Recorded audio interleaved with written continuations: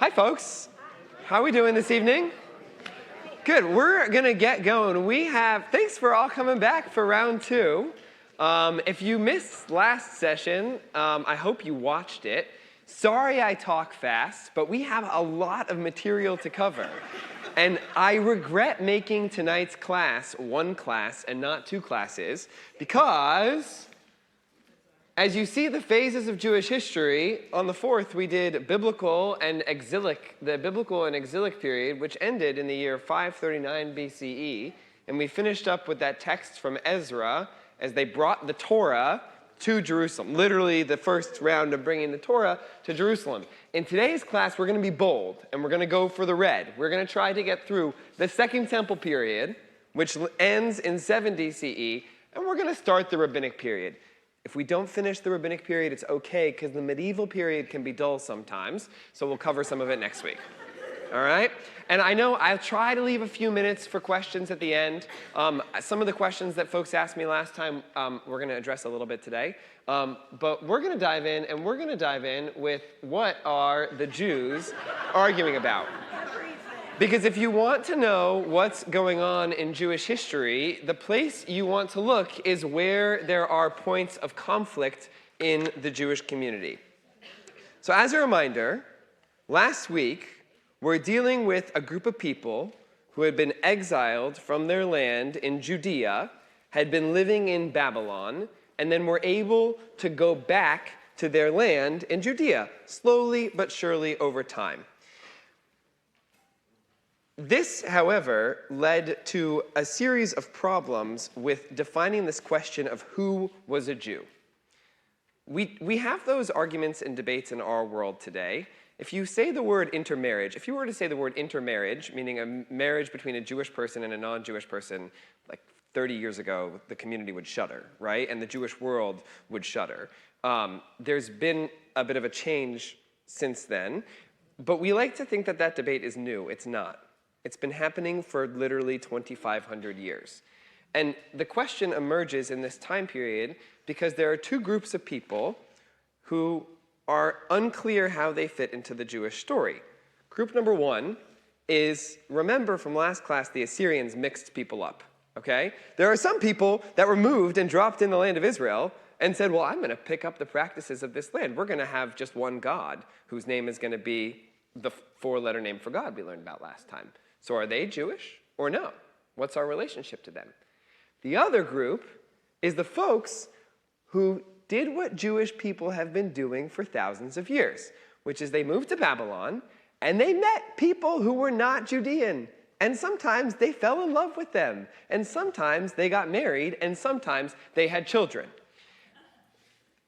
As happens in our communities. So we see this in a debate and in a text from our friend Ezra, who we met last week. Ezra, you might have loved him last week. You might not like him so much after this one. So at some point, as Ezra has moved back, are we clear on everything I'm saying so far? Are we good? Okay, all right, I'm seeing some nods. As Ezra is coming back to Jerusalem, the text here says that Ezra was praying and making confession, weeping and prostrating himself before the house of God. When he was doing that, a very great crowd of Israelites gathered about him, men, women, and children. The people were weeping bitterly. Then, Shechaniah, the names are great at this time period. Shechaniah, son of Yehiel, of the family of Elam, spoke up and said to Ezra, we have trespassed against our God by bringing into our homes foreign women from the peoples of the land. But there is still hope for Israel despite this. Let us make a covenant with our God to expel all these women and those who've been born to them, in accordance with the bidding of the Lord and all who are concerned over the commandment of our God, and let the teaching be obeyed. Take action, for the responsibility is yours, and we are with you. Act with resolve. So what the text is saying here is if you fell in love, which people tend to do, as y'all know, you don't know who you're going to fall in love with until it happens, right? People fell in love with someone who wasn't Jewish. They were sent to say, this text says, get out of here. You aren't welcome to be part of this people, and your kids are not also welcome to be part of this people. Now, last class, I mentioned when we were talking about the order of the Hebrew Bible or the Tanakh, I mentioned that the order of the Hebrew Bible is different in the Christian Old Testament than it is in the Tanakh. One of the places in which it is different is a book called the Book of Ruth. All right? The Book of Ruth in the Christian Old Testament is placed next to the Book of Judges. And the reason for that is the Book of Ruth is a period piece. It'd be like, what's one of those shows on Netflix that's a period piece? Bridgerton, thank you. Bridgerton, okay? Right? It's like Bridgerton, where you're looking at it and you're saying, okay, there are some things about this that are clearly, 19th century England? Right? Clearly not. But it has a touch of, maybe they use modern language, all right? The Book of Ruth is exactly a period piece. It was written in this time period in response to this statement from Ezra. Now, they did a great job fitting it back to be as if it were written 500 years previously. They gave us, actually, mistakenly, a few spots in which the language tells us that we know that. For example, this is my one I remember. There's 10 spots in the book. The verb they use to put on shoes is the wrong verb.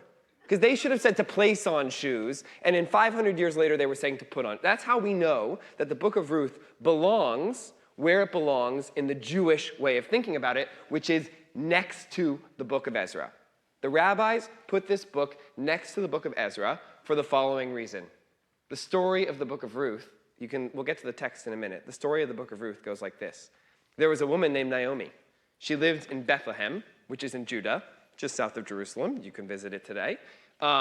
She lived in Bethlehem, and she married a guy, and she had 2 sons. This is my favorite biblical story because the names of the men are irrelevant completely, and I forget them. Naomi had a husband and 2 sons. A famine struck the land, and they moved across the Jordan River, across the Dead Sea, into a land called Moab, which today we call Jordan. And there, Naomi's 2 sons did what Jewish people have been doing for not just 2,500 years, but for 3,000 years, which is they met 2 nice Moabite women, and they got married to them, and that was their life. So they were living with these 2 Moabite women whose names were Ruth and Orpah. All right? Orpah is Oprah's actual name. Oprah Winfrey, her actual name is Orpah, and her sister decided to switch the P and the R when she was born. Okay? So that's a fun connection of the name today. Not a common name in the Jewish world. Don't name your kids Orpah. But that's the name of the 2 daughters. All right? Tragedy strikes again. The husband and the 2 sons die. Now, in the ancient world, what we would expect is that Ruth and Orpah would go back to their parents' home. They would go be taken in by their fathers, and their family would be the one who can support and protect them, because being a woman without having a protective or supportive money-earning it was a tough situation. And Naomi was going to be a tough spot for her, having lost her husband and her 2 sons. But instead, and Orpah does that. Orpah goes back to her parents' house. But Ruth says something different. Ruth says, "Don't urge me to leave you, to turn back from you and not follow you. For wherever you go, I will go. Wherever you lodge, I will lodge. Your people shall be my people, and your God my God. Where you die, I will die, and there I'll be buried. Thus and more may Adonai do to me, if anything but death parts me from you." First of all, this is a beautiful text. This is a great thing to say to somebody if you get in a fight with them and you want to make up, okay? But what happens in this story is Ruth deciding to go along with Naomi, and more importantly, going along with Naomi's people. Now, some see this as the very first time somebody converted to Judaism. And the story concludes with Ruth getting married to Boaz, who is one of Naomi's distant relatives, and they have a son. And the son's name was Oved, and he was the father of Jesse, who was the father of David. This David we're talking about is King David. Why did the story of Ruth end with King David having the ancestry of a Moabite woman? Which, by the way, the Torah says in it not to marry Moabite women. Right? The Torah gives us an instruction not to marry Moabite women. Yet King David's great-grandmother was herself a Moabite woman. This is Ruth, and the rabbis, with their wisdom, putting it in Tanakh. responding to the Ezra text in this question of who is a Jew. We could think about it narrowly and say Jewish people should, you can think of Harry Potter here, right? Jewish people should only be the pure blood Jewish people. The problem with that is it runs into the human experience. If you're only going to keep people from a certain lineage, you're going to create some issues, which we're going to get to that with Ashkenazi Jews at some point in the medieval class, right? You're going to create some issues by having such a limited group of people that can only marry each other. That's not how your people are going to survive. A question of the Second Temple period and the Rabbinic period and the medieval period and today is how do the Jewish people keep going? And this argument is the first iteration of that. Is do we say we're only going to be with ourselves, or do we welcome other people into our people? That is a big animating conversation throughout this period.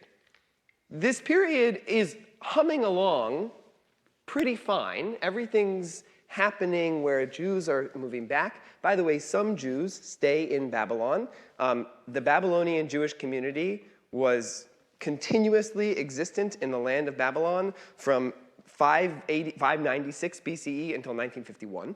All right, so it existed for a very, very long time.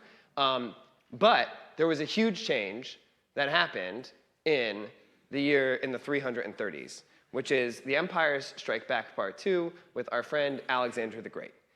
When Alexander the Great comes onto the scene, it changes everything. Because the Jews kind of knew how to deal with the Persians, but now we had to deal with the Greeks, and then we're going to have to deal with the Romans. We're going to get to it, all right? So with Alexander the Great, a lot of things, I'm not going to get into like the details of the history of Alexander the Great and how, y'all know he just kind of conquered everything quickly and then he died, and they divided up his empire, all right? Alexander the Great, though, with him comes a concept we call Hellenism. For those who are going to be here on November 20th, I want to draw a comparison to what we're going to talk about then, to the impact of Hellenism on Jewish life then. When we get to the modern world, it's the same impact as Hellenism had on Jewish people back then, which is that Jewish culture, in a very quick amount of time, very suddenly changed, and people's relationship to each other, to their government, and to the world around them was different from one side of this to the other. It took a couple decades, but... and the way we see that is in 4 major areas. Number 1, the language literally changes. The Jews start speaking Greek. Greek becomes the lingua franca, and in Hebrew today, there are still some littered Greek words that get snuck in there, all right? Culture. Persian culture, we talked about last time with the story of Purim, how it was very into writing. Greek culture, you all know what Greek culture is. Everyone studies Greek philosophy and learns Plato and stuff like that, right? Greek culture came with the Olympics, with sports, with theater, tragedies and comedies, with gymnasia, which are going to present huge problems for Jewish people because the gymnasia were done naked and the Jewish boys looked different than all the other boys, all right? Seriously, a huge, huge argument at that time period was about circumcision and the Jewish community's relationship to it. The pantheon is a huge change. Now, when you're polytheistic and a new empire comes into town and brings in their new gods, it's pretty easy because you just say, all right, we'll take your new gods and we can add them to your old gods. Who really cares that much? It's going to be a problem for Jews, though, because of our monotheism, right? Our particular focus on having one God. It's hard to have one God and then just say, all right, we'll bring in Zeus too. And so that's going to be a huge challenge. And the other is the embrace of Greek philosophy, right? Plato, Aristotle sort of ways of thinking about the world. Jewish philosophy ends up having a very different approach to Greek philosophy, and that's a different class. But it's a huge part of the conversation that's happening at this time period. And within this, and we're going to see an example of one of these changes in a second. Wait a minute. Are we seeing that right now? No. First, we're going to do the responses. Within this, there were 3 major responses that Jews had to these changes. I want to just be clear. These changes didn't happen in 1 year. It wasn't like suddenly the Jews were speaking Greek. But within 2 generations, right, you have people who now are suddenly used to having Greek sports happening. You have people who have Greek theater suddenly becoming a part of their lives, all right? And there were three sort of responses from the Jewish community. The first group we call the Hellenizers. The Hellenizers were into Hellenism. They're the people that embraced Greek thinking. Now, this might go all the way to the point of doing the things that we would say are problematic and mutually exclusive with Judaism. For example, someone might adopt Zeus as one of their gods. Or, this is a thing that we have recording of, there were people who, well, it's the circumcision debate I discussed earlier. They might say, we're not going to circumcise our children because we want our children to look like the Greek children when they're out in the world, all right? So those are the Hellenizers that are completely embracing the Greek way of thinking about the world. The Hasidim are the people who were, Hasid, can we take a second on the word Hasid? I hate that that word is used to describe the ultra-Orthodox, all right? The ultra-Orthodox, the word that belongs to them is charedim. Charedim means trembling, because the ultra-Orthodox are trembling with fear about a lot of things in the modern world, all right? A chassid is someone who does a lot of acts of loving kindness. I'm looking around and I'm seeing a lot of chassidim in this room right now. In this context, though, chassidim are the people who are completely against or rejecting anything Greek. Meaning they're doubling down on focusing on Judaism and ignoring and saying all the Greek things are bad. Now, a lot of you probably think, that one seems a little extreme. Maybe that one seems a little extreme too. Why don't we spend a little time with the in-betweeners, which is the people who kind of said, I'm going to figure out how to embrace a little bit of Hellenism while also holding on to my identity as a Judean. And we get a wonderful example of this with something called the Septuagint. Show of hands, how many of you have heard of the Septuagint before? Honest answers only. All right, pretty good, pretty good. The Septuagint, which somewhat Greek translation for me, the Septuagint is a remarkable example of the in-betweeners trying to both adopt Hellenism and hold on to Judaism. The Septuagint is a translation of the Torah into Greek. Why would you translate the Torah into Greek? Now, it seems today we translate the Torah all the time. We know it because we read the Torah. We read it in Hebrew, but we study it and we learn it in English because we're English speakers, right? So we take this for granted. This was a revolutionary idea. Translating the Torah into Greek was a revolutionary idea, all right? The reason for translating the Torah into Greek was that there were Jews that were living in Greek cities like Alexandria, Egypt, who spoke exclusively Greek, but they wanted to understand the Torah, and so they translated it. Now, for those who might be a little bit uncomfortable with that, might not be you, but there are people at this time who are uncomfortable with that, the Jews of Alexandria who commissioned the Septuagint told this extraordinary, fantastical, and not true, story of its origin, which the story was they sent a letter to Jerusalem and asked 70 people, which is where we get the Septuagint from, to translate the Torah and they all into Greek, and they all miraculously produced the exact same translation. Obviously not real, right? That's not obviously, but what does that give you in telling that story that way? It tells you there's something divine about this, that this translation is as holy and as significant as the production of the Torah itself. The Septuagint, we got time. The Septuagint did one thing that bothers me a lot, which is the first word of the Torah, which is Bereshit, is not easily translatable. And they added the word the into the word. It is, if it was in Hebrew, if it had the, it would be Bareshit and not Bereshit. It's a subtle difference, but that's the word the in there. The Septuagint adds the word the. So in English, we get the phrase in the beginning. That comes from the Septuagint's translation of the Torah. There is no the there. So whenever you've seen a translation of the Bible that starts with the phrase in the beginning, it's actually a mistranslation of the first word of the Torah. And that comes from the Septuagint, even though 70 people got it perfectly correct. That's one example. The Septuagint is one. I found a copy of it on the internet. There's an old-looking one. The Septuagint is one example. Another one of my favorites from this time period of the in-betweeners is the Greeks loved plays, right? How many of you read Greek plays at some point in your life? Yeah, you have to do that in high school. Jews wrote Greek-style plays about Jewish stories. They told the tragedy of Tzipporah or the story of Moses, and they performed it as a play in places like Alexandria. Now, for the Hasidim, they might look at that and say, wow, you're really cheapening the stories of the Holy Torah by putting it on as a play. And the Hellenizers might say, why are you talking about that story anyway? That story is irrelevant and stupid and not part of the modern world. Today, we're familiar with this because we do that as a community. Jews love to make movies and television shows about Jewish things. My favorite is The Prince of Egypt, all right?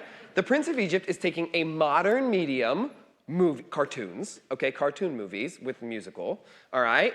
And bringing in a lot of some Jewish and some non-Jewish singers to sing in it, all right? And producing a film that tells, in a very Jewishly authentic way, the story of the Torah, all right? So the in-betweeners are doing a lot of that at this time period too. Are we good so far? I'm not going to stop for questions yet. We're going to stop for questions at some point, but we're not ready for that yet. Because we have a very dramatic point in which this argument comes to a head, and that is the story of the holiday of Hanukkah, all right? So coming up, it's our next holiday. People always love to say, my favorite holiday is Hanukkah, right? They like that. Hanukkah is an insignificant Jewish holiday, all right? It is not a holiday to the level of any other holiday. Like, it's all the other holidays, well, there are some other, also mid, as the kids would say these days, mid holidays, but it's not a biblical holiday. The rabbis very intentionally did not include the story of Hanukkah in the Bible, kind of because it's a little bit post-biblical, but also because they had some problems with the story. So I'm going to tell you 3 versions of the story of Hanukkah tonight, all right? And the first version is the story you all know and the story we tell kids. All right, you ready for it? So the story goes like this. The evil Greeks, I'm going to give you the advanced versions. It's actually the Seleucid Empire, all right? But the evil Greeks were upset that some Jews were not following the Greek religion. And so they passed the first ever anti-Jewish laws. They banned Shabbat. They banned circumcision. They defiled the temple by bringing pigs and a statue of Zeus into it. Some strong Jews, led by this guy Matityahu and his son Judah, they were called the Maccabees, which means the hammer, okay? Miraculously defeated the Seleucid Empire and their evil king Antiochus. When the Maccabees took over the temple in this war against the Greeks, they tried to rededicate it, but there was only enough oil to last for 1 night, but miraculously it lasted for 8 nights. And because of that miracle, we have the holiday of Hanukkah, which lasts 8 nights. All right? That's the story we love to tell ourselves. You ready for the real version? All right. The real version is that, well, I forget what my next slide is. The real story of Hanukkah. Great. Do I have another? Hang on. We'll get there in a second. The real version is a lot more complicated, and it's a little bit uncomfortable, which is the conflict between the Hasidim and the Hellenizers got to a boiling point. And specifically, what happened within that is there was one Hellenizer. It wasn't one guy who was you can't point to him and be like, he was the only problem, all right? But there was one Hellenizer who bribed the king Antiochus to take the high priesthood from the other people, all right? And in doing so, he decided to institute, with some support from the king, who he had given money. It's always helpful to bribe the king, right? Who he had given money to do all the things that I mentioned, banning Shabbat, banning circumcision, defiling the temple, sacrificing pigs in it, etc. All right? This high priest, who was a Hellenizing Jew, drove the anti-Jewish laws because he wanted to beat the Hasidim. He thought these people were too old school. They're doing all these old things. We got to embrace the true way of living, which is the Greek way of living, of course, right? And the in-betweeners, who may have been, I always like to remember the American Revolutionary War, all right? We love to all think we would be on the side of the Revolutionary War. A huge chunk of Americans were for the British, okay? So similarly here, and a huge chunk of people were just like, I don't really care what happens as long as I can eat, right? A huge chunk of the in-betweeners who were kind of happy living their lives. Maybe they had a cousin over in Alexandria who put on some cool plays, all right? These in-betweeners were shifted by the discomfort of what happened, where this person this Jewish high priest took over the temple and blew things up, all right? And that got a lot of people on the side of the Maccabees, who then successfully defeated not only this high priest, but also the weakening Seleucid Empire, which had a lot of conflict with the Ptolemy Empire in Egypt, all right? Now, there are two books that do not make the biblical canon in Judaism, but are in the Christian Old Testament. We know them from that. And they're called the Book of Maccabees. And there's a couple of them, but the two big ones are Maccabees 1 and Maccabees 2. Maccabees 1 tells the story that I told you first, all right? It's written in Hebrew, it's written in Judah, and it has this framework it has a Judean agenda of being frustrated by foreign leaders and wanting to tell the story of the Jewish people overthrowing them. Maccabees 2, Second Maccabees, is written in Greek. It's written in Egypt, okay, in North Africa. It actually ends the story in the year 164. It ends the story with the end of the story of Hanukkah, whereas Maccabees 1 goes on to what happens afterwards, all right? And it has more of a diaspora agenda to acknowledge that Antiochus was a bit of an outlier. So let's see something that we have from Second Maccabees, so we can have a demonstration of this, all right? So Second Maccabees, I didn't put the chapter. I think it's chapter 4. When Seleucus died, and Antiochus, who was called Epiphanes, my Greek's not good, Epiphanes, I don't know, succeeded to the kingdom, Jason, the brother of Onias, obtained the high priesthood by corruption, promising the king through a petition 360 talents of silver from another source of revenue, 80 talents. In addition to this, he promised to pay blah, blah, blah, blah, blah, blah, blah, blah, blah, if he would establish his authority a gymnasium and a body of youth for it, and to enroll the people of Jerusalem as the Greek word in Jerusalem. When the king assented and Jason came to office, he at once shifted his compatriots over to the Greek way of life. All right? So this is the story of that inner Jewish conflict, which means the story of Hanukkah is not fully about Jews shaking off some bad, evil emperor. It's in some ways a story of Jews having a civil war with each other. The rabbis, who we're going to meet later in the class, or maybe next week, depending on how much time we have, are uncomfortable with this, okay? The whole miracle thing does not show up in the Jewish narrative for hundreds of years, all right? There's a guy named Josephus who writes a history of the Jews, and Josephus at no point mentions a miracle, and he's writing 200 years after the story of Hanukkah happens, okay? The rabbis throw in the story of the miracle because they're uncomfortable that Jewish people got to such a heated point in their debates with each other. Cue the Larry David slide, okay? They got so heated in their debates with each other that they went to war with one another. The rabbis are trying to tell us, don't do that. It's not a good thing. And so we need to make sure the holiday is about something else, all right? And that's where they bring in the miracles, and they get this whole idea. Lighting candles was probably included in the Hanukkah story already at some point, because the menorah was in the temple. Now, here's the kicker question. Why, Jan Timmons, don't answer this one. Why 8 days? Where does the 8 days come from? Well, the holiday that immediately precedes Hanukkah, we have a holiday like every month. all right? There's 1 month we don't have a holiday. We're in it right now, all right? That's probably why we're having this class right now. It's because there's less going on in the Jewish calendar, all right? The holiday that immediately precedes Hanukkah is called Sukkot. Sukkot is a 7-day holiday. But in the Torah, Sukkot has this weird thing called Shmini Atzeret, which means the 8th of Atzeret. If someone tells you they know what Atzeret means, they're lying to you because no one knows what Atzeret means, okay? It's this 8th day that's added on. And no one really understands why, but the Torah said it, and so we do it. We have this 8th day that's added on to the 7 days of Sukkot. That's a little bit different. So what did the Jews do when they were finally restored the temple from the crazy Hellenizers that had taken over? They said, we're a couple years late, but the last holiday we should have celebrated is Sukkot, so let's do a big blowout Sukkot, which will last for 8 days. That's where we get the story of Hanukkah being 8 days.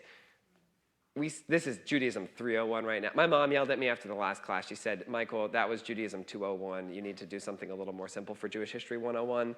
It's like, I'm sorry, I can't help but go to a... So this is 301 now, all right?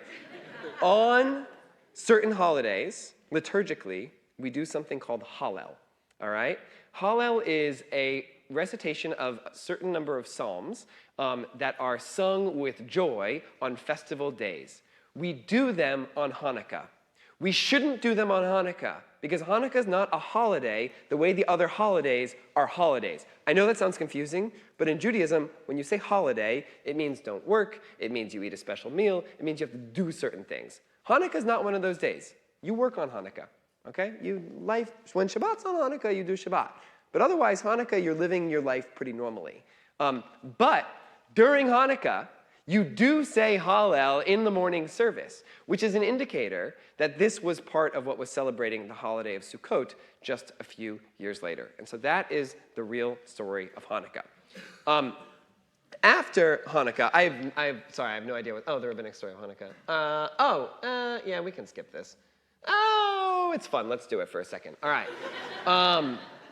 The rabbis talk very little about Hanukkah. If you wanted to read all the story about Hanukkah from the Talmud, if you wanted to say, I'm going to take on one thing from the Talmud, I want to take on reading everything in the Talmud about Hanukkah, it's super easy. It's like 5 paragraphs, okay?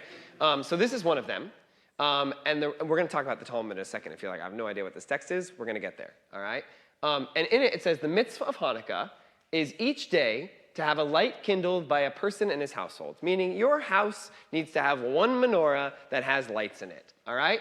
And those who are mehadrin, those who are meticulous about the performance of mitzvot, the non-bold is the helping you understand what mehadrin means, all right? Those people, not only do you have one Hanukkah, one menorah for the house, you have one for every person in the house.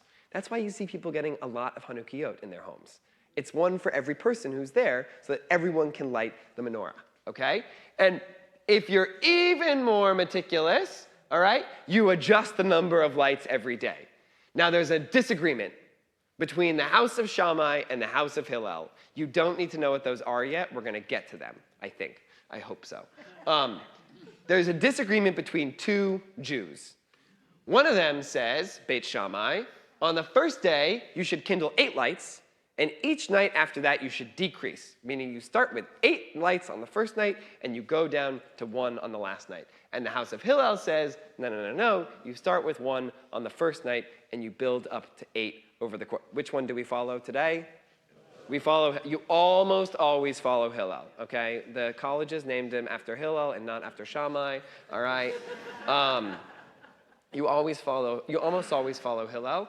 And this is like half the rabbinic conversation, not quite, about the story of Hanukkah. This is what they care about. They don't care about the other stuff that we talked about. We got time for any questions about this? Yeah, Jeff. Slide very early on that said a son was born to, and you were talking about Ruth, and it said a son was born to Naomi. That was it's a particular way of thinking about sort of lines and not wanting the line of a person to run out, like the family line, and so they say Naomi even though it's Ruth's kids. So Naomi kind of adopts Ruth. So that's what it means by that. Good question. Yes, Michael. So,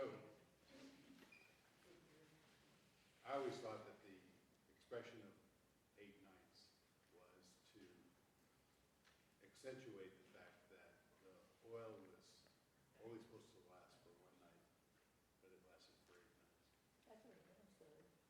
Yeah. On the other hand, in the other example, Shammai, you start out with a blaze because you have enough oil, and then slowly it dwindles down to none. Yeah.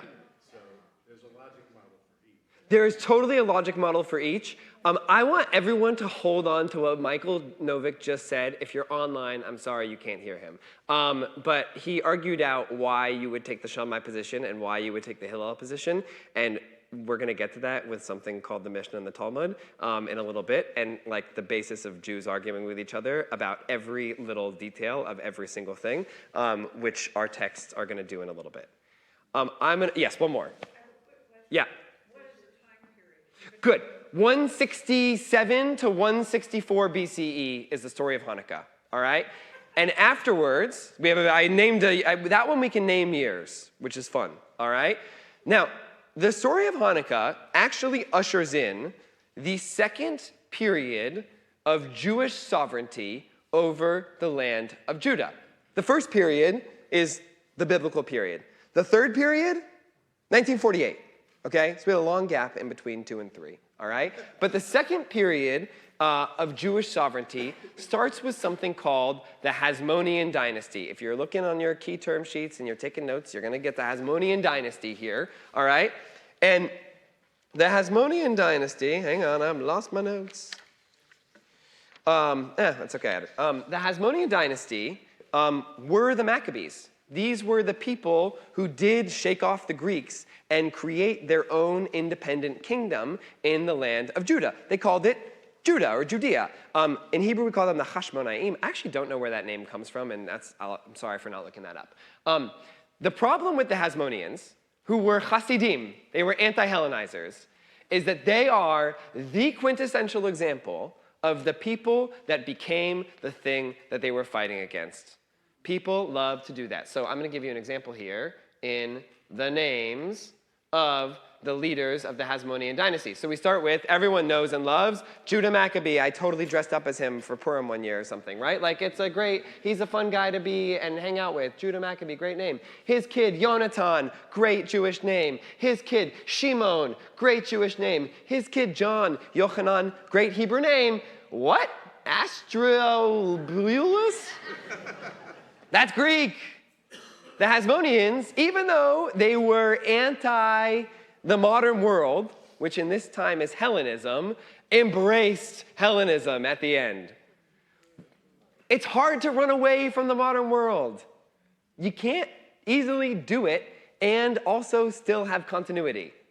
We're going to get to another version of this class, and then we're going to get to another. It's basically the same story over and over again, which is Jews responding to the world changing and saying, I want to run away from it. I want it to be like it was before. And, I want to embrace it wholly and ignore my whole Judaism thing, and trying to figure out how to land in between. The Hasmoneans became super Greek at a certain point until you'll see the word king ends at a certain point because who took over? Who's the big new empire in town? Rome. All right, the Romans show up at this point. But before the Romans, as the Romans are showing up, the Judeans actually expanded their kingdom quite a bit. All right, so in the in-between of the Greeks kind of fighting with each other, the Judean kingdom expanded, and something happened that is, I think, actually one of the most significant moments in Jewish history that nobody ever talks about, which is the forced conversion of the Idumeans. So if you're looking at the map just above Beersheba in the south of Israel, the bottom city on the map, you see the word Idumea. Some of you might also see the word Nabatea over there. If you've been to Petra in Jordan, that was built by the Nabateans, all right? So these are these other groups of people that exist near the Judeans. And at some point during the Hasmonean dynasty, the Jewish kingdom forcibly converted a bunch of Idumeans to Judaism. Now, for those of you who know a little Jewish history, you know there are going to be places in which we're going to be forcibly converted to Christianity, and sometimes to Islam, all right? It never works. If you forcibly convert someone into something, what's the problem? They're not going to buy into it. They're going to be mad about it along the way, right? So the Idumeans weren't necessarily thrilled about being forcibly converted to Judaism. Now, we learned our lesson, folks. That's the last time Jews have ever, from that point forward, Jews have not ever asked anyone to convert. If you want to convert, you're welcome to. If you want to become Jewish, come on in. We'll ask you a lot of questions, but we'll really wonder why. But come on in, all right? But we're never going to go out and forcibly convert people again. And the reason for that is because one Idumean led to a forcibly converted Idumean who was married to a Nabatean, led to a guy named King Herod, all right? King Herod, this is a great important name. If you can't remember it, say it to yourself right now. Herod, all right? King Herod is the single most important figure when it comes to looking at cool stuff in Israel today, all right? I have here 5 examples of buildings that Herod built that are still, they're on every Israel tour you go to. If you're going to hit up something in 2 weeks in the land of Israel, go to all these things that Herod built, all right? On the bottom left, I have the Temple Mount. The second temple was alive and functioning at this point, but it was like a single A stadium. Okay, it was small potatoes, all right? King Herod said, not in my kingdom, we need a big league ballpark. So he tore it down, he actually raised the ground. So archaeologists think they would have a hard time finding anything in the Temple Mount because the Romans flattened the whole thing out and built the Temple Mount as we know it today. So if you've been on the bottom left corner to the Western Wall, aka the holiest site in Judaism, that wall was the retaining wall of the Temple Mount that was built by King Herod. I have another picture right to the right of it of the southern retaining wall, and today the Al-Aqsa Mosque, which is on top of it, all right? That wall is the original Herod wall. That's a 2,000-year-old wall. That's pretty great engineering. I don't know why the Maverick Stadium is a problem. It's 20 years old, and these buildings have lasted for 2,000 years. All right. 3 other examples of Herod building big things. That kind of funky-looking port, that's not natural, all right? Herod built a port, and he named it Caesarea, or Caesarea. And if you go to visit Caesarea, you can see on the edge of it these ruins. There's amphitheaters. He built this major port city. It was the first new port built in the land of Israel in thousands of years, and it's a huge city there. He had a winter palace. His winter palace was in a place called Masada. Oh, we love to go to Masada on a birthright trip and climb up the back at sunrise and watch it, right? That was Herod's winter palace, all right? And on the left is the one that people don't often get to because it's kind of in the middle of the West Bank, and it's been a little bit harder to get to, but it's called Herodium. And that hill thing that you see is not a natural, that was never there. That hill is not supposed to be there. He built this like massive structure as part of it. So King Herod is king from like 30 whatever until 4, I forget if it's 4 before or 4 after, but one of the 4s, all right? The dates are not so important, all right? King Herod is a crazy man. The Romans saw him as Jewish, so they liked him. The Jews saw him as Roman, so they did not like him. And he was nuts, okay? He was so worried that he was going to get killed by somebody that he killed all of his kids. He killed his wife and then regretted it, so he preserved her body in honey, okay? This guy's nuts, all right? And that's kind of why Jews are like, yeah, we probably shouldn't forcibly convert people because then they might accidentally become the king over us, and then they might accidentally be nuts like King Herod, and that is not a good idea to have, all right? So after Herod dies, the Romans appoint a series of governors that oversee the Roman province of Judea. All right? We good so far? Now, what's actually going on in people's lives? The same thing we saw before, just with the Romans and not with the Greeks. So we have 4 groups of people. Now here we start to have a ridiculous amount of historical record about this. All right? Josephus, who I mentioned earlier, writes about these 4 groups shortly after they existed. So the 4 groups are the Sadducees, the Zealots, or the Sicarii, the Essenes, and the Pharisees, all right? Were there more groups? Of course, all right? But these are sort of the four main frameworks about how Jews were responding to living during the Roman period, all right? Let's start with the Sadducees. The word Sadducees, by the way, is a weird Greek word. In Hebrew, we say tzadukim, the Zadokites, or like the word tzedek. These were the people that were running the temple in Jerusalem. Now, if you're running the temple in Jerusalem and Rome's in charge, what does that mean your relationship is to Rome? It means you have to have a good relationship with Rome, because Rome doesn't want you running a temple if they're not happy with you. And you don't mess with Romans, okay? That's a general lesson in life. Don't mess with Romans. Roman people, like people from the city of Rome today, I don't know. But ancient Romans, you don't mess with them, all right? So the Sadducees adopted a lot of the Roman Empire's support. Sadducees would wear togas. They would look Roman, okay? And they ran life at the Second Temple, all right?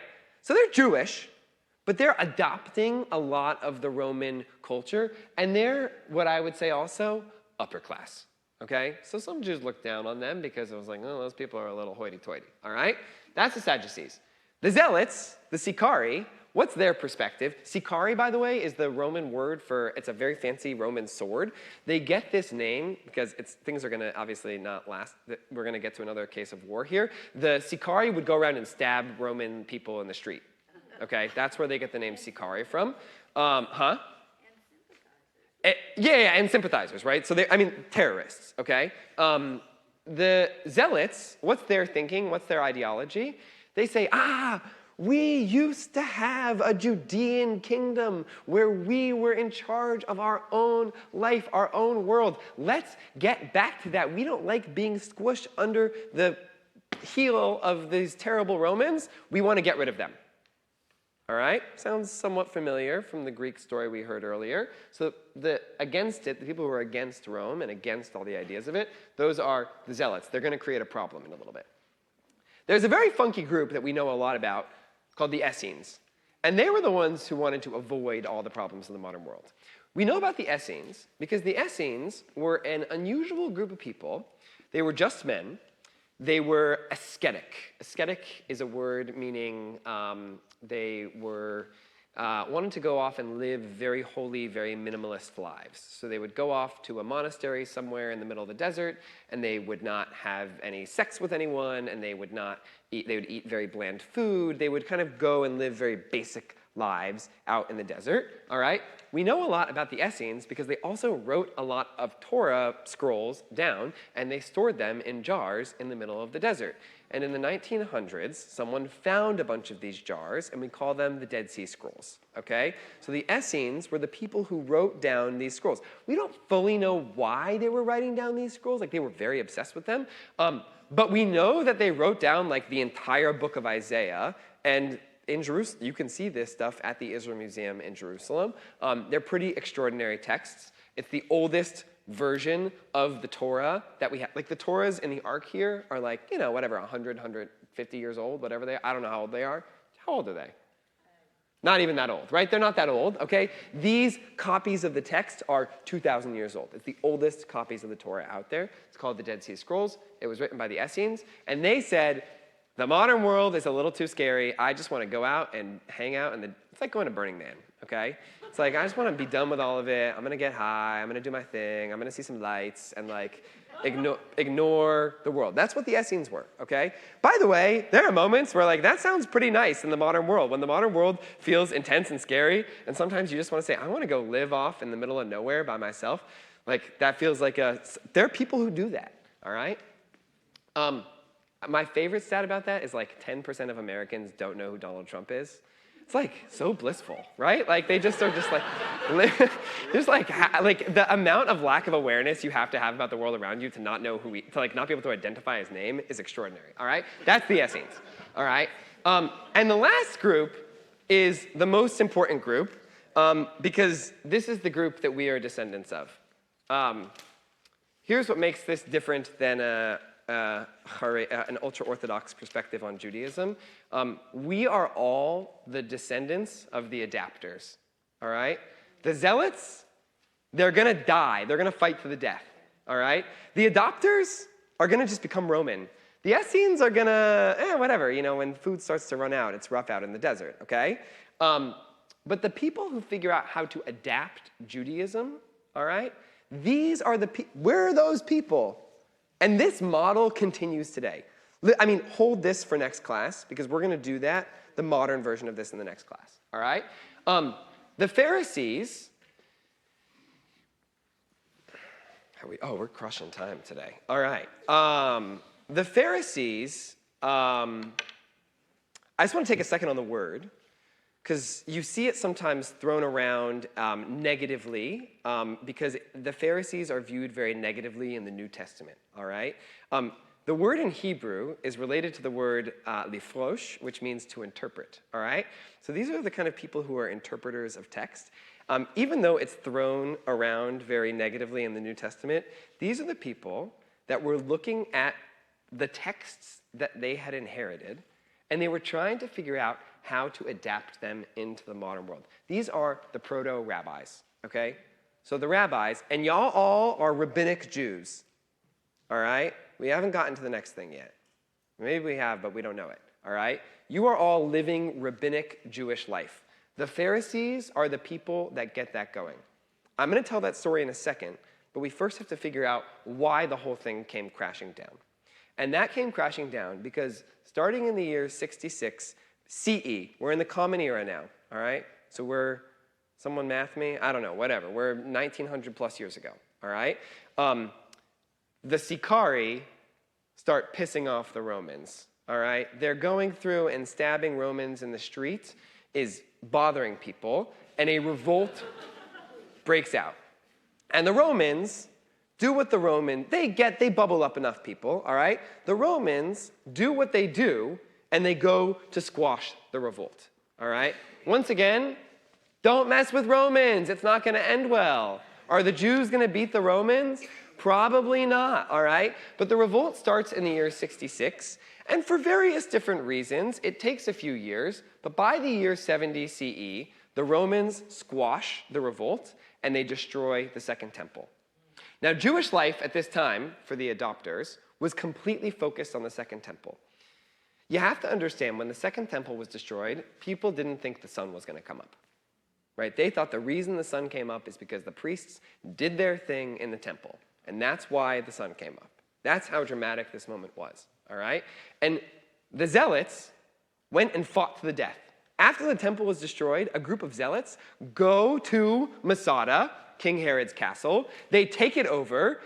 Do y'all know the Masada story? Masada is it's a fortress, and so it's easy to defend. And they actually held on to it for 3 years until when you go to Masada today, there are these outlines of Roman camps that you can see. It's really cool. From the siege of Masada that happened for 3 years after the destruction of the Second Temple. The Zealots literally all killed themselves, okay? When they said, I'm either going to be Roman or they said, we're going to choose to die. And they all killed themselves, all right? So that's the story of Masada. The Zealots are not going to make it. The Sadducees, they have no temple to go work in anymore. The Essenes are off getting high somewhere and don't have time for life is too challenging in the middle of a war to be able to do. You don't have time to do that in a war, okay? And the people who are the ones who come out of this are the Pharisees. Now, the Pharisees tell a story about a guy named Rabbi Yochanan ben Zakkai. And the story of Rabbi Yochanan ben Zakkai goes it's a brilliant story. The story goes like this. Yochanan ben Zakkai was in Jerusalem while the Romans were sieging it. Were sieging is not the right way to say that. The Romans besieged Jerusalem, okay?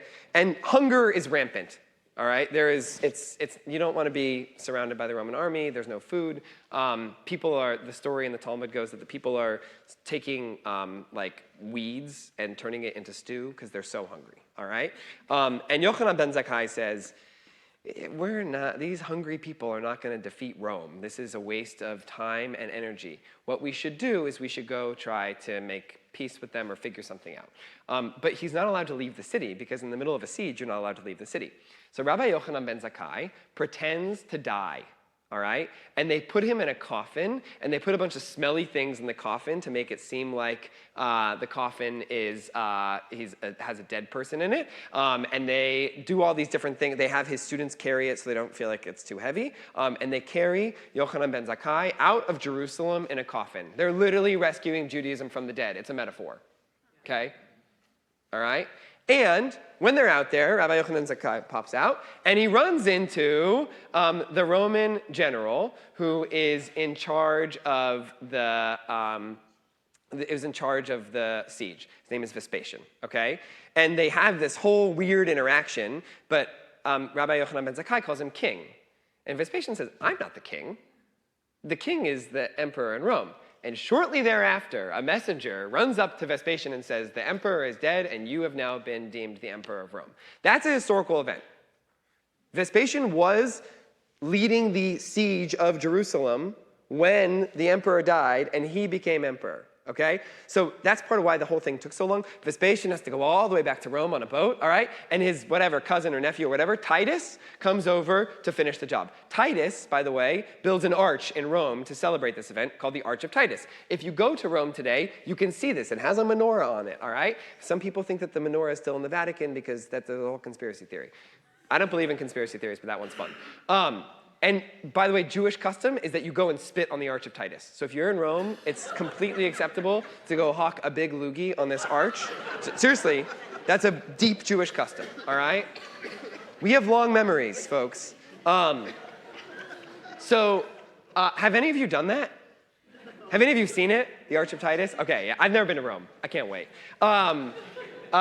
So that story is real, all right? So Vespasian is like, whoa, this guy's kind of a genie magician person, all right? And he says to Rabbi Yochanan ben Zakkai, I'll grant you any wish you want. What would you expect Rabbi Yochanan ben Zakkai to say to the person who's in charge of the siege of Jerusalem? Stop the siege. Like, end it, spare Jerusalem, spare the temple. But that's not what Rabbi Yochanan ben Zakkai says. He says, give me Yavne and its sages. I'm going to say that line one more time so you can remember it. Give me Yavne and its sages. Now, was this story historical? No. Was this story written exactly in this time? No. They have to deal with the fact that the temple is not there anymore, right? And what he did in that line is said the way for Judaism to continue is to have the people that are going to adapt Judaism for the new world, meaning the world without the temple, to be the people who survived. Now, for those of you wondering what this Yavne word is, it's a city, all right? It's near Modi'in in Israel. So if you're looking on a map of Israel, look at Modi'in. It's between Jerusalem and Tel Aviv, not far from Gezer, which we talked about last class. And that's Yavne, all right? And so Rabbi Yochanan ben Zakkai saves Yavne and its sages. It would feel nice if that's where the story ended, but there's another revolt. So the Jews, about 70 years later, in the midst of having been totally defeated by the Romans, are like, let's try it again. All right? And this revolt is called, I forget if I made a slide for this or not. Let's see. Most important year in Jewish history, the Bar Kokhba revolt. I have a coin from the Bar Kokhba revolt. The Bar Kokhba revolt actually is quite successful. There is a moment of time in which the Judeans were so in charge, the Jews, were so in charge that they minted their own coins during the Bar Kokhba revolt. The Romans were not happy about that. The Romans... it's the only time in Rome's history that I don't know exactly what, but they always would say, all is well with the legions of Rome. The only time that someone leading the Roman Senate did not say that was during the Bar Kokhba revolt. They had to send a legion from England, okay? The Romans had to send a legion all the way from England. That's not easy to do 2,000 years ago, to squash the Bar Kokhba revolt. The result of the Bar Kokhba revolt is totally devastating. The combination of the back-to-back failed results is massive death, massive population decline, okay? And the Romans are not happy with the Jews to the point that they say, you people need to get out. They rename the land after the people they perceived as being the enemies of the Jews in the Bible, who were the Philistines, okay? That's where the name Palestina comes from, because they name it Syria Palestina, all right? The word Palestinian comes from that word, from the Roman word as a result of the Bar Kokhba revolt, all right? Questions? Let's take 2 minutes on questions, because we can pause before we go to, oh yeah, we're doing great. Questions about this? Yes, in the back. Bar Kokhba revolt's like 132 to 135 CE. We're in the current times. Yeah.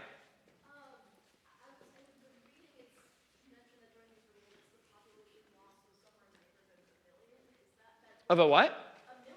Yeah.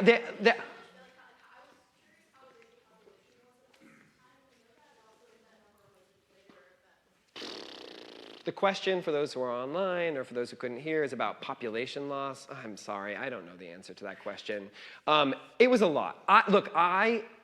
If you're looking for how can I think about this in context that I know, think about the destruction of Europe's Jewry during the Holocaust, right?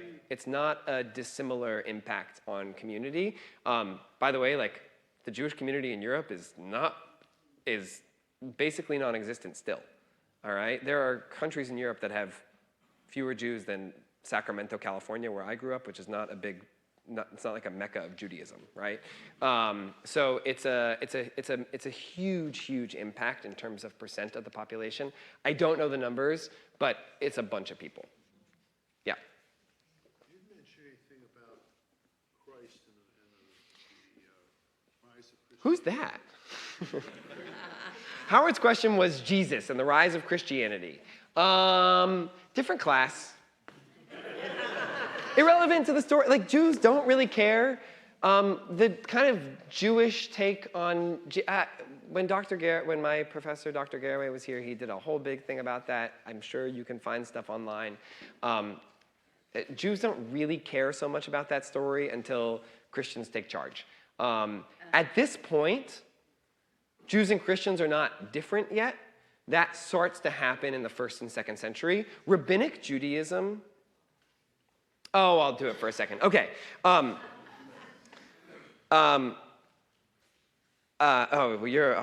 Last year, the Dallas Morning News on Hanukkah and Christmas were the same day last year, if you remember. Yeah. All right, the Dallas Morning News we get the Sunday Dallas Morning News because we're old school. All right, the Sunday Dallas Morning News had a picture from the Arlington Messianic Center. All right, and they were lighting 8 Hanukkah candles, and it was the first night of Hanukkah. To which I said, that's funny that the Christians are following the house of Shammai, which we learned earlier, right? All right, like that's all right. So the problem with Messianic Christianity, I'm very intentional in my words here, all right, is that it is completely historically inaccurate. Because what they're doing by trying to say, oh, we're going to live Jewish life but just accept Jesus, is a problem because all of Jewish life that we live today is built off of changes that happened after the year 70, okay? And Jesus, according to the Christian story, was dead long before then, right? And Paul was, I don't remember Paul's years. I don't know, I'm not an expert in this stuff, all right? But like, there's some stuff bubbling up there. There's a parting of ways that happens at this time. This is, Howard, great transition, okay? I'm gonna give 2 examples of this. The first is Passover, and the second is Yom Kippur, because holidays are concrete ways to think through this stuff, all right? Up until the year 70 CE, the holiday of Passover was celebrated in Judaism in one place, at the temple in Jerusalem. It was an intricate set of sacrifices that happened. Now, when the temple is gone, the rabbis had this huge question of what do you do to still celebrate this holiday that we care about? We need to live in the modern world, aka no temple, and we want to hold on to Judaism, meaning we still want to have this super important holiday of Passover. The rabbis, interestingly, looked to the Greeks, all right? And the Greeks used to organize symposium, all right? In their symposium, they would have long philosophical conversations about things, and the rabbis created a long philosophical conversation about the Passover story, and we call that a Passover Seder, okay? The Passover Seder is a rabbinic invention. You cannot both be a Christian and do a Passover Seder because the Passover Seder becomes a Jewish thing after Jesus is purported to have lived. okay? My other example is Yom Kippur, all right? In the Torah, here's what it says you do on Yom Kippur. The high priest takes 2 goats, all right? And one of the goats is going to get sacrificed, and all of Israel's sins are going to be expiated with that sacrifice. And the other goat is going to get taken to a place and sent to Azazel. They let the goat off, and I forget exactly what they do with the goat. You have to read Leviticus chapter 16 for that. They send it to a place called Azazel. Azazel is a very funny word meaning goat, goat, God. All right? So whatever that story is that how anyone practices Jewish life today? No! Thank God. I don't want Rabbi Stern to be doing anything with goats, okay? Right? Like, that's not how we do things, all right? Yeah, right, it would definitely wake people up, that's for sure. The rabbis completely transition Judaism to being post-temple, which also democratizes it. Because instead of being worshipped in one place, for those who were here last week and you remember all the Deuteronomy stuff about one place, the rabbis are saying, let's bring this to the home. Let's bring this to a place we call a Beit Knesset, or in Greek, a synagoga, or in English, a synagogue, all right? Not a temple, by the way. The word temple shows up in the 19th century. We'll get to that. Oh, maybe I will cover that next week, all right? A synagogue, that's a place where Jews gather wherever they are and live Jewish life. Now, remember the intermarriage debate from the beginning of class? Jews are not just living in the land of Judah at this point, all right? There are vibrant Jewish communities in Babylon. There is a vibrant Jewish community in Alexandria. Alexandria, Egypt is like New York City, okay? It's like 10% Jewish, which is quite Jewy, all right? Like when you go to New York, you're like, that's a lot of Jews. Imagine if it's 30% Jewish, that's scary, okay? Right? But like New York is a very Jewish city. Alexandria is like that at this time period. So there are still these Jews who are living in other places, and the rabbis, also the death and destruction, right? These are your population centers of Jews now, all right? Shift Jewish life to these places and shift Jewish practice. I need some water, hang on.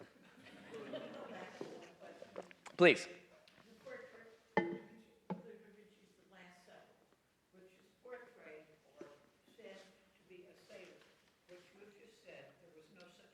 Yeah, I think that's I have no idea. Someone trying to, bad history. A lot of people do a lot of bad history. Look, the question was, what about that picture of the Last Supper? I always thought that was the Seder. Now, here's what I'll say. It's not as smooth as I'm making it out to be. The rabbis were probably sitting around and having symposia about the Exodus on Passover before 70 CE. I will give that. But that wasn't the predominant Jewish way of practicing until after the destruction of the temple, okay? Definitely the Yom Kippur story, right? The whole shift of going from one guy's going to push a goat off a cliff and sacrifice another one to I'm going to tell my mom that I'm sorry for calling her out in front of 200 people and that wasn't appropriate of me, right? That's what Yom Kippur is about. That shift is post-temple in that way. I think that is a total stretch. The whole Last Supper is a Seder thing. Not for me. I want to get to the next text. Give me Avner Sages, which is from, don't read it just yet. We're going to read it together, all right? Which is from something called the Mishnah. Because the problem is, if you're adjusting Jewish life to look a new way, and you want a bunch of Jewish people to follow that, you need to kind of tell them what it's all about and how to do it, right? You need someone to pave a path for how to actually do Judaism. And remember here, you've got like population dwindling, like all these different problems are going on, all right? And in the year 220, approximately, of the Common Era, a guy named Rabbi Yehuda Hanassi, or you sometimes see him called Judah the Patriarch, all right? Judah the Patriarch redacts, fancy word for edits or compiles, all right? A book called the Mishnah. I meant to bring it with me. I'm so sorry. It's 6 books big, so it's not that big, all right? And the Mishnah is sort of the first attempt at a Jewish law code post the Torah. Now, like the Septuagint, we tell a lovely story to ourselves about the Mishnah. The story that we tell about the Mishnah goes like this. When Moses was up on Mount Sinai and God was giving Moses the Torah, the written Torah, all right, God also gave Moses something called the oral Torah. The written Torah was written down. The oral Torah was said aloud. Moses then told all those things to his successor Joshua. Joshua then told all those things to his successor blah, blah, blah, who told it to blah, blah, blah, who told it to blah, blah, blah. And over time, of course, it's going to get a little bit befuddled, right? It's going to get confused, all right? But that's what we call in Judaism the story of the oral Torah, all right? Now, it's a lovely story. The reality is the Mishnah is something that was developed. Individual texts of the Mishnah are called Mishnahs, all right? So it's a little confusing. So I can both refer to the big book of the Mishnah, which has within it a book. So there are 6 books that make up the Mishnah, all right? And then there are chapters within the books. And then there are Mishnahs within the chapters. All right? So it's a little confusing because the big thing and the little thing are both called Mishnah, all right? The individual in Hebrew, Mishnayot, all right? The individual Mishnahs, all right, were developed over a couple of hundred years by Pharisees, by people who were these proto-rabbis. There were 2 people we met earlier, Hillel and Shammai. These are like the OG people. That's a young people term for original gangster, all right? These were the original people who were kind of creating some of these oral laws, thinking, how do we look at Jewish practice in a way that's different than just our obsession with what's happening at the temple, all right? They're already kind of mad at the Sadducees for being, temple-centric, they're so hoity-toity, and it's exclusive, and yada, yada, yada, all right? And so the Pharisees are already starting that process, and it was completely passed down orally. That was how they did it. Now, you're going to run into a problem when a bunch of people start dying, and you pass around an oral tradition. And so Judah the patriarch writes it all down and compiles it in a book called the Mishnah. We're going to look at the first one to get a sense of the Mishnah's style and the problems with it. All right? So this is the very first Mishnah. The Mishnah has 6 main categories of law. All right? Agricultural laws, which become irrelevant at a certain point. All right? Laws, holidays, family law, marriage, divorce, stuff like that. All right? Torts. So for the lawyers in here, all right, we got some great tort stuff. Torts is my favorite section of it too, by the way. That's a different class. It's a lot of fun. All right? And things about holy things, like what happens at the temple or kashrut. Those are the kind of the 6 books overall. And the first book is called Brachot, and it has nothing to do with any of those. Brachot means blessings, all right? And the first book is about Jewish prayer. Again, in the temple, everything was sacrifice. The rabbis shifted from sacrifice. How do you sacrifice today? You say a prayer. One second on prayer. The Hebrew word for prayer doesn't mean asking God for stuff. There's a different Hebrew word for that. The Hebrew word for prayer is a self-adjudication. Prayer in Jewish thinking is a chance for you to meditate on certain subjects, and you do so in a communal fashion. All right? So when the rabbis say prayer, that's what they mean. It doesn't mean, it has an element of asking God for stuff in it, but it's not just asking God for stuff, which makes it different than the way we think about the word prayer in English. All right. That's my 1 second rant on prayer. Mishnah Brachot. Here's the style. All right? The opening question is, from when does one recite the Shema in the evening? Now, you might be thinking, what's the Shema and why do we care?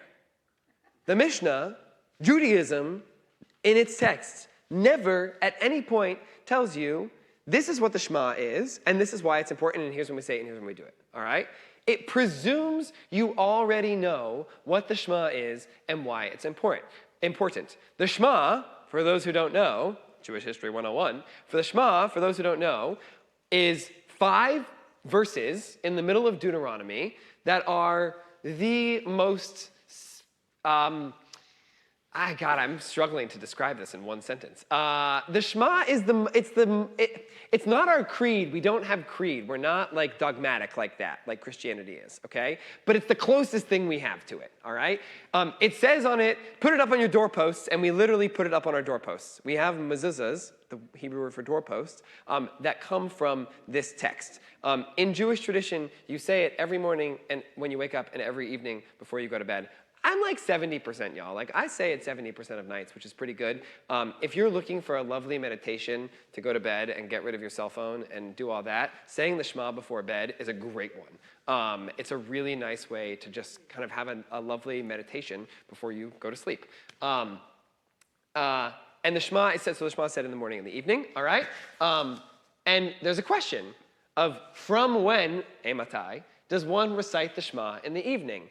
So it's not exactly the right question because they're really meaning, as we're going to see from the answers, up until when do they say the Shema in the evening?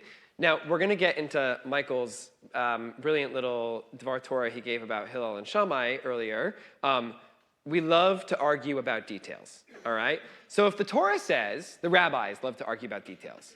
Part of this, by the way, part of the Mishnah and the Talmud, is they did not have television. And they did have gladiators, but they didn't have baseball, right? Like, they didn't have books really so much. Like, this was entertainment. And it's okay to look at this, the Talmud and the Mishnah, which are the quintessential Jewish texts, as a form of rabbinic entertainment, and they are trying to have fun, all right? If you're studying Talmud and you're bored out of your mind, try and have fun with it. Or go to the next page, okay? Also, like, don't study Talmud unless you are with an expert. There's people who kind of think I want to charge in and study Talmud every single day. It is a really difficult thing to study. You can hop on a Rabbi Stern's 7:30 a.m. Wednesday Talmud class, which is a great class that I know some people here take. And that's a great place to start studying Talmud. All right. So we have this question, from when does one recite the Shema until evening? Well, then you have to ask the question, what is evening? All right.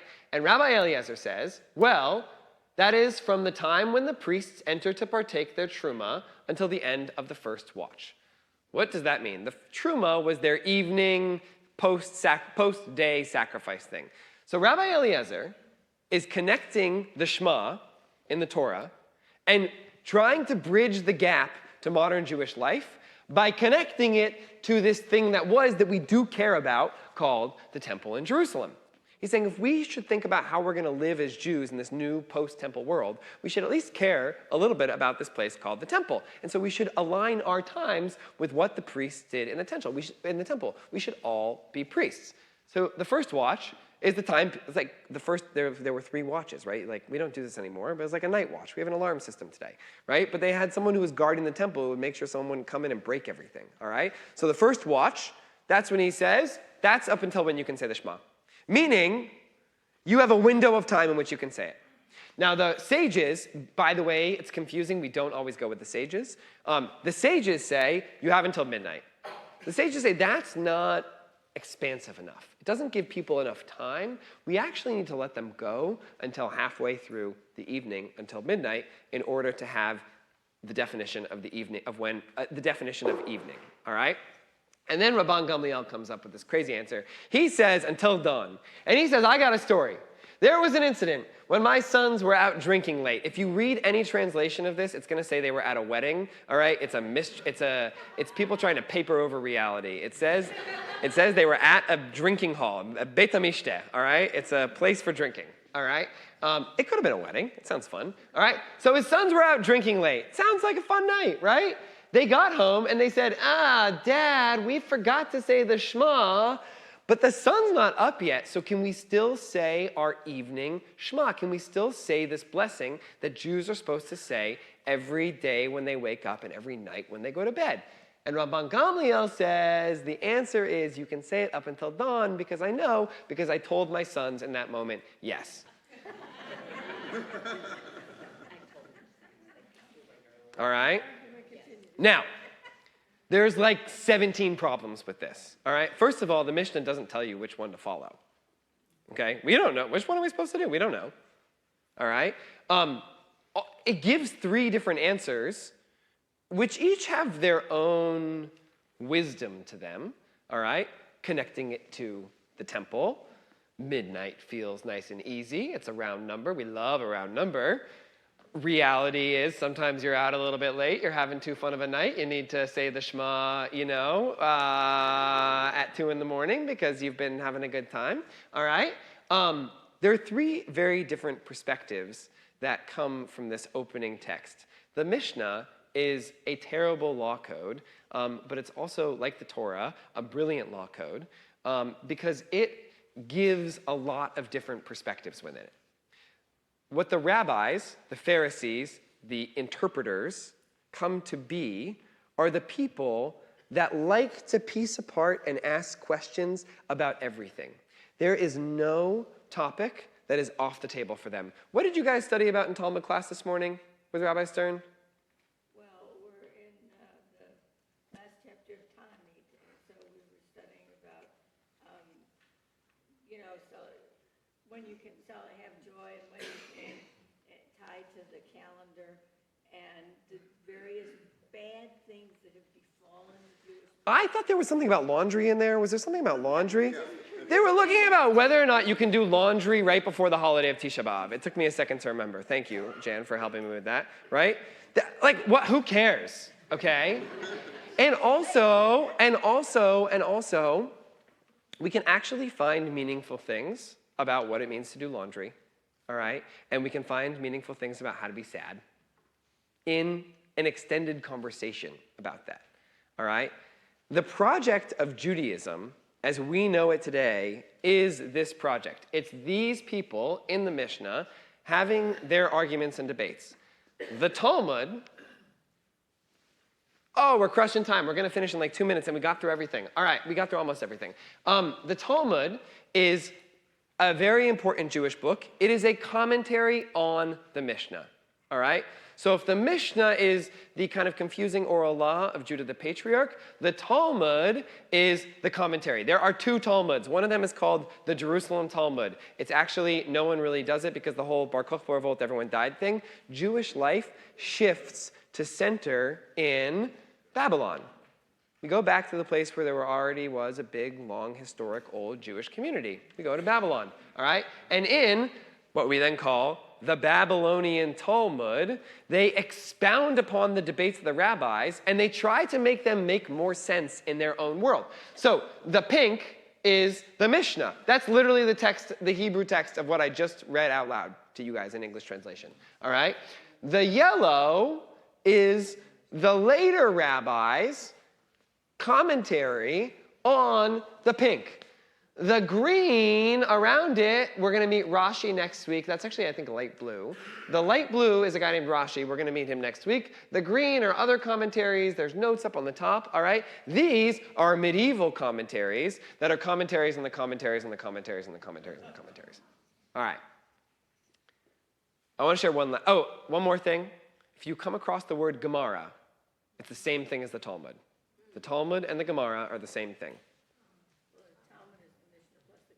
The Talmud is the Mishnah plus the Gemara, exactly. But those words are used interchangeably. I have a teacher who, in Jerusalem, her name is Judy Klitzner. She has some wonderful books. And she told me a story about her first art history class she took in college. And in her art history class, they first looked at a painting, some beautiful painting of like the Mona Lisa. It wasn't the Mona Lisa, but it was like that, all right? It was like the class took like 5 minutes, all right?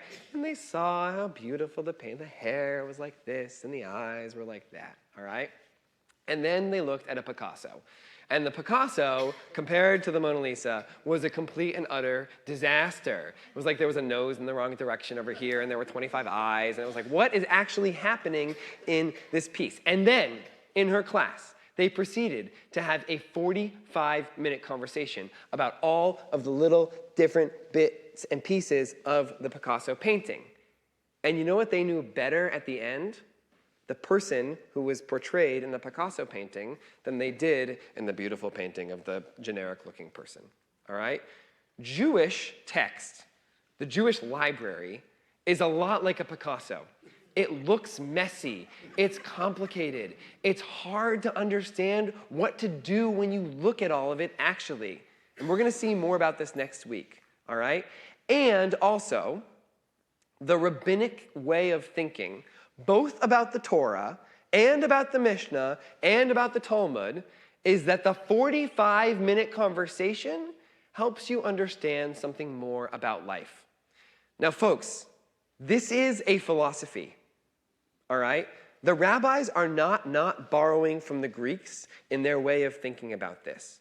But their philosophy is one that says we should look and nitpick every single piece of every single part of life in order to derive more meaning from it. And that's why these texts are complicated the way they are. This story is, I'll take questions for we have time, it's 8:25, I'll give us till 8:30, I'll take questions for a couple minutes.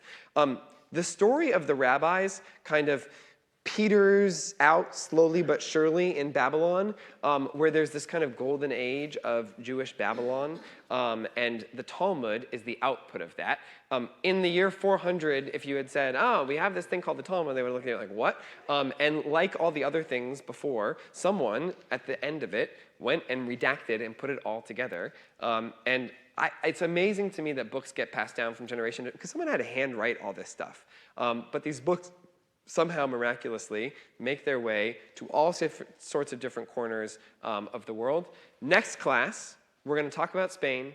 We're going to talk about Ashkenaz. We're going to talk about the medieval Jews. They're a little bit more dull, so we're going to spend a little bit of time on them. And then we're going to get into the next big break in the world, which is the welcoming of the Enlightenment and modernity, and the Jews having to get back to the questions we asked today of how do we adopt, how do we adapt, how are we against it, what are the fights that brew between it. I'll take questions if we have any. If you want to leave, you can leave. Yeah, let's go 1, 2. Yeah. So you gave us 2 stories about I misheard you, and I apologize. I thought you introduced that by saying there are 3 stories. The third was the rabbi story. The rabbis, here's a great example of what the rabbis are doing. They are looking back at history and they're saying, we want to make a lovely story that changes what this is. So the rabbis' third story is the story of the lighting of the candles and the obsession with how do we think about candles. Yeah. Where do the academies in Babylon fit in? Good. So there are great question from Frosty. In Babylon, they're developed these academies. There's 2 big ones called Surah and Pumbedita. That's Jewish History 401, but you can get a glimpse of it. There are these rabbinic academies that are schools. They're places where students go and they learn. And they study texts all day and they come up with new ideas. And so there are these Babylonian academies that are functioning. They're in like the 300s, 400s, 500s CE. Yes?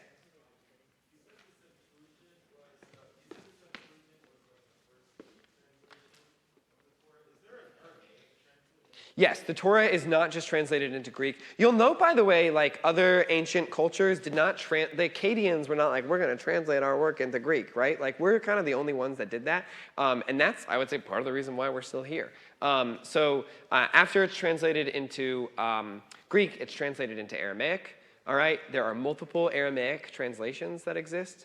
And then not long after that, you see translations into Spanish and French and German and up through the first translation of the Torah into English is the King James Version. And then American Jews come up with our translation in the 20th century with the Jewish Publication Society. Yes?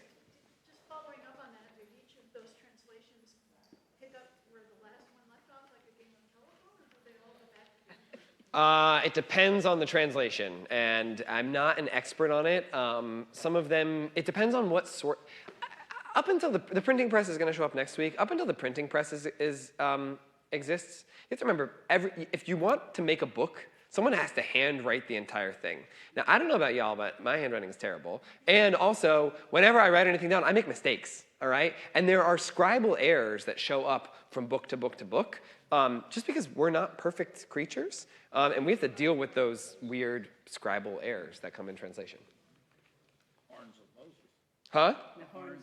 That's a great example. The horns of Moses is a good example. The word in Hebrew, keren, can mean, keren can mean like, in this case, it was like his face was shining, and someone translated it to he had horns on his head, and that's where we get the whole Jews have horns thing.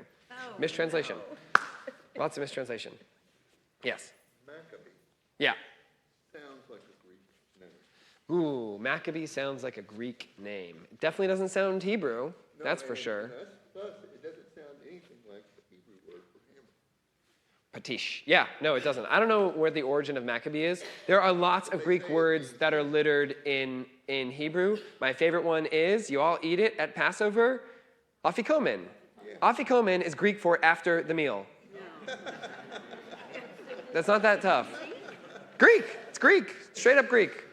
Healthy Coleman, I mean, nobody knew that. Yeah, afikomen. Yes.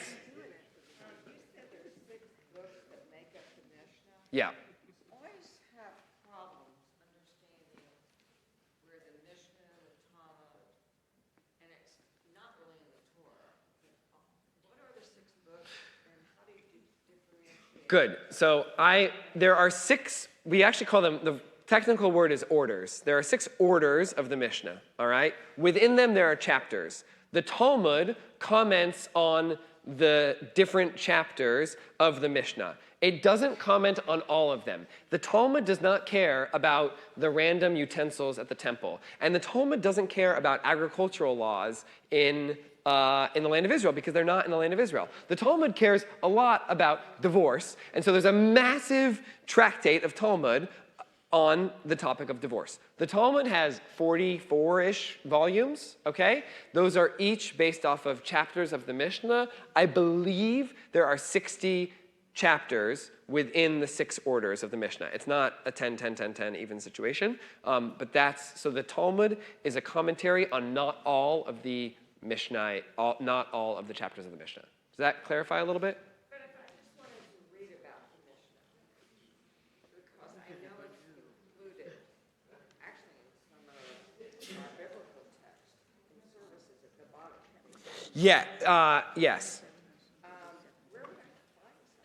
Where with the Mishnah, like where would you find the Mishnah to read it? If you go to a great website called Sefaria.org, Sefaria.org, and you click on texts, which is on the upper left-hand corner, the first one's going to say Tanakh, and the second category should be Mishnah. And there you can read the Mishnah. Now, like the Torah, if you're going to sit and read the Mishnah, your eyes are going to glaze over after brachot, because it's going to start to get into agricultural laws that are confusing. And so similar to the Torah, the Mishnah and the Talmud are meant to be studied with someone who can help elucidate the meaning of it. Well, that's true of Torah, too. Yeah, which is another class. I try and bring Mishnah stuff into like Chaver Torah when I come and teach there in our Torah study class on Saturday morning, and I try and bring Talmud in there too.